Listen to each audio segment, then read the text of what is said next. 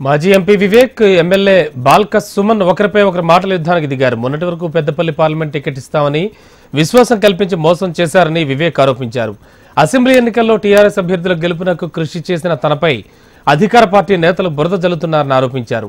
వివేక్ ఆరోపణలకు బాల్క సుమన్ కౌంటర్ ఇచ్చారు. పదవుల కోసం పార్టీలు మారుతూ తప్పుడు ఆరోపణలు చేస్తున్నారని విమర్శించారు. పార్టీలో సముచిత స్థానం కల్పిస్తామని చెప్పినా వినకుండా పార్టీకి ద్రోహం చేశారని బాల్క సుమన్ మండిపడ్డారు.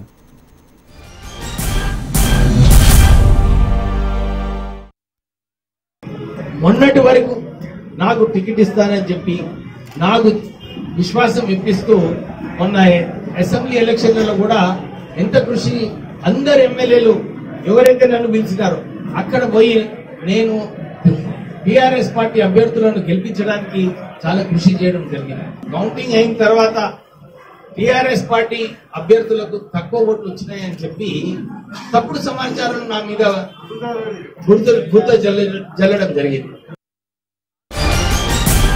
పార్టీకి ద్రోహం చేసింది ఆయన. 2014లో ఎన్నికలకు ముందు కాంగ్రెస్ పార్టీలోకి పోయింది ఆయన.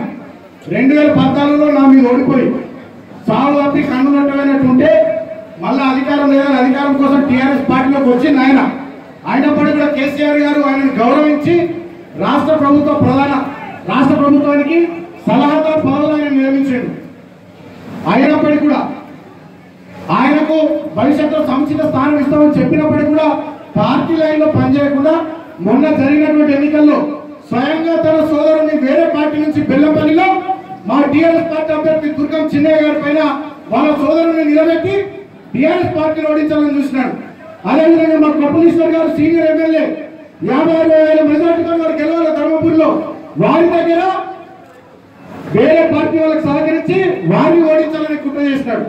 ఆల్మోస్ట్ ఆల్ పెద్దపల్లి పార్లమెంట్ నియోజకవర్గ పరిధిలో టీఆర్ఎస్ పార్టీ ఎమ్మెల్యే అభ్యర్థులందరినీ ఓడించాలని కుట్ర చేసినటువంటి వ్యక్తి వివేక్.